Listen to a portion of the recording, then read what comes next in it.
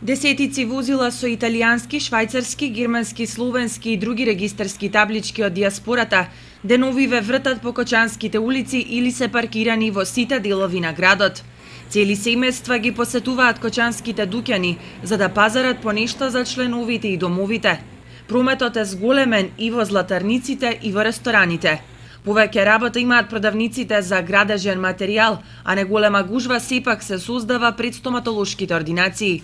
Се на се гастарбајтерите го раздвижија градот и прометот, меѓутоа забележливо е дека не се расфрлаат со тешко спечалените пари. Се купуваат работи кои се неопходни и кои се потребни за овој период од годината и за предстојната зима. Бидејќи по правило печалбарите се млади луѓе од кои голем број немаат квалитетно решение кога е во прашање кровот над глава, престојот во родниот крај многумина го користат за да купат стан или куќа. Забележително е дека интересот за станови е поголем, бидејќи за нив треба да се издвојат помалку пари отколку за семена куќа. Освен тоа, не се за занемарување ниту безбедносните причини, бидејќи провалниците почесто и полесно влегуваат во самени куќи, отколку во станови, во колективни објекти.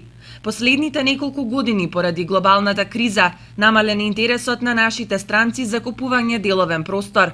Тоа се должи и на намалената куповна моќ на овдешното